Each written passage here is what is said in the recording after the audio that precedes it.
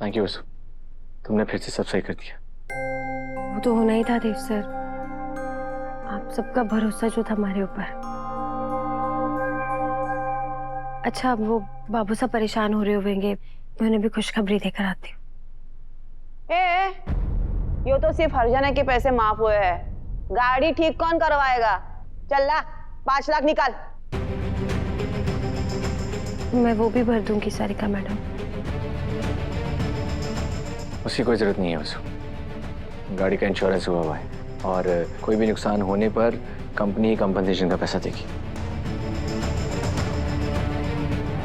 देव accident के दौरान गाड़ी हमारा ड्राइवर चला रहा था, इसलिए हम इंश्योरेंस क्लेम नहीं कर सकते। काको पेपर्स के मुताबिक अगर चौहान परिवार का कोई भी सदस्य या रिश्तेदार गाड़ी चलाते हुए उसका एक्सीडेंट हो जाए तो हमें क्लेम मिल सकता है। और मैंने कंपनी को बता दिया है कि गाड़ी कोई ड्राइवर नहीं, मेरे ससुर साहब चला रहे थे, तो इसलिए हम क्लेम कर सकते हैं।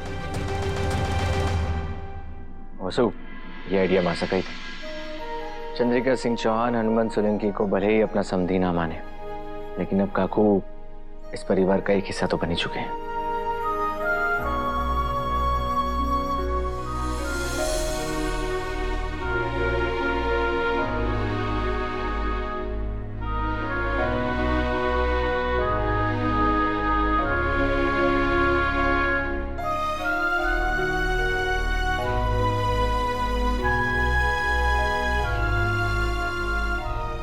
हमारे को पूरा विश्वास है कि हमारे भगवान के होते हुए हमारे साथ कुछ बुरा हो ही ना सके।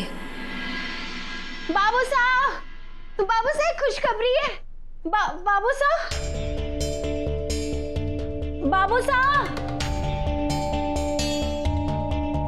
भगत, बाबू साहब के मन की हालत ठीक ना है, मैं उन्हें अकेला नहीं छोड़ सकती। कहाँ गए बाबू साहब? बाबू साहब आप यहाँ क्या कर रहे हैं, वो भी इतनी कड़ी धूप में? हमारे को पता है आज भी थारे को उन बूढ़ी माई के बेटों ने उनसे मिलने ना दिया होगा, इसलिए थारे लौटने से पहले ही मैं अपने दोस्तों के पास पैसे उधार मांगने के लिए चला गया, लेकिन किसी ने एक भी पैसा ना दिया। उल्टा हमारे से सवाल जवाब करने लगे कि करोड़पति दामाद होने के बाद भी मैं पैसों के लिए दर दर क्यों भटक रहा हूँ। तो बाबू साहब उनसे पैसे मांगने गए ही क्यों? आपको अपनी वसु पे भरोसा ना है के? बाबू साहब सब सही हो गया है, हमें 1 रुपया भी ना चुकाना। क्या कह रही है तू? लेकिन ये हुआ कैसे? बाबू साहब असल में मैंने उन बूढ़ी अम्मा की लालची बेटों की सच्चाई सबके सामने लाकर रख दी। 750 का बिल है आपका। आपकी दादी सीनियर सिटीजन है। अम्मा अभी सोने के अंडा देने वाली एक मुर्गी है, जब तक हर्जाना नहीं मिल जाता यहीं अस्पताल में ही रखना पड़ेगा।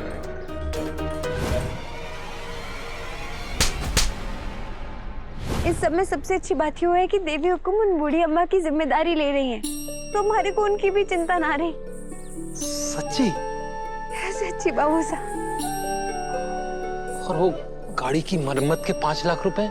बाबू साहब देव सर ने साबित कर दिया कि गाड़ी कोई ड्राइवर नहीं बल्कि घर का ही सदस्य चला रहा था, यानी उनके ससुर साहब। और फिर कंपनी के बीमा के अनुसार मरम्मत का सारा खर्चा अब कंपनी उठाएगी। भगवान का लाख लाख शुक्र है। घर की बेटी ने लक्ष्मी कहवे हैं, तू तो आज साक्षात लक्ष्मी का रूप बनकर आ गई। हमारे सर से इतना बड़ा बोझ उतार दिया तूने। पता नहीं हुकुम ने थारा ये रूप कब दिखेगा। बाबू साहब आप ही तो कहते हैं कि बखत से पहले और किस्मत से ज्यादा कभी किसी ने ना मिले। तो बस जब हमारा बखत आएगा, जब हमारी किस्मत में लिखा होगा ना, तो अपने आप हमारे को हमारी सास का प्रेम भी मिल जाएगा। आप बिल्कुल भी चिंता मत करिए और रोना भी बंद कीजिए।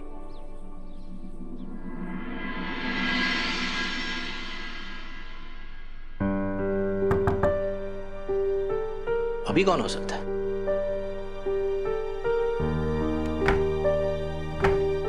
अरे वसु, सब ठीक है ना? बड़े हुकुम, आप अपनी दवाइयाँ खाना फिर से भूल गए ना? अब आप हमारे सामने दवाई खाएंगे।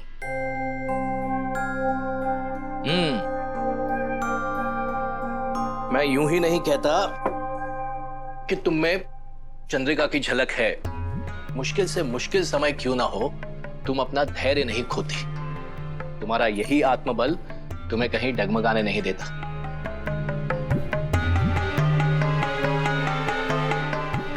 अच्छा बड़े हुकुम, मैं चलती हूँ।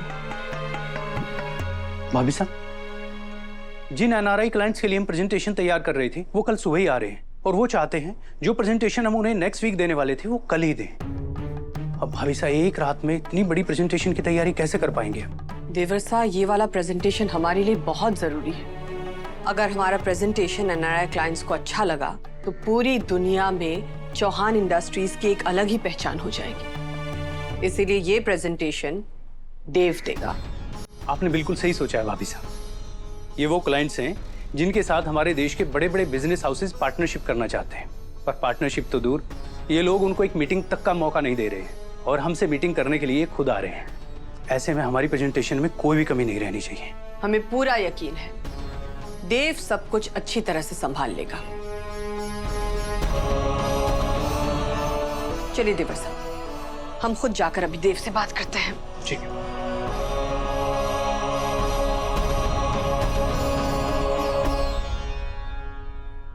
सच कह रहा हूं वसु बेटा, तुम हूबहू चंद्रिका ही हो। जिस तरह उसे अच्छी तरह से पता होता है कि कौन सा काम किसे दिया जाए, उसी तरह तुम्हें भी अच्छी तरह से पता होता है कि कौन सा काम कब किया जाए। मुझे पूरा यकीन है बेटा कि वो दिन दूर नहीं कि तुम सास और बहू के बीच की ये दूरियां, ये खाई बहुत जल्दी भर जाएगी। देखना।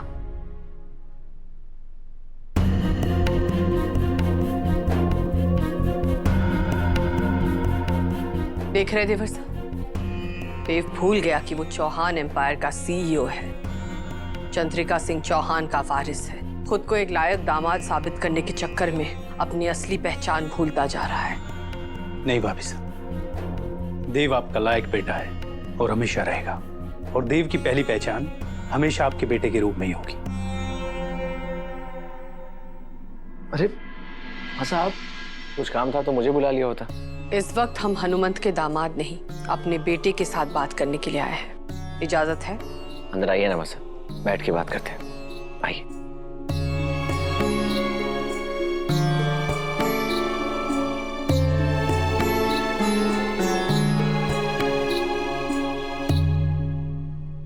देव, वो जो एनआरआई वाला प्रेजेंटेशन था वो एक हफ्ते के बदले अभी वो कल ही चाह रहे हैं, और ये तुम्हें करना होगा। मासा, अगर ये प्रेजेंटेशन अच्छे से हुई तो पूरी दुनिया में हमारी पहचान हो जाएगी, लेकिन एक रात में मैं प्रेजेंटेशन की तैयारी कैसे कर पाऊंगा? हमें तुम पर पूरा भरोसा है बेटा, जरूर कर पाओगे। और मैं आपका भरोसा नहीं तोड़ूंगा। मैं जीत जान लगाकर प्रेजेंटेशन की तैयारी करूंगा और कल ही डील फाइनल करवाऊंगा। हमें तुमसे यही उम्मीद थी। All the best.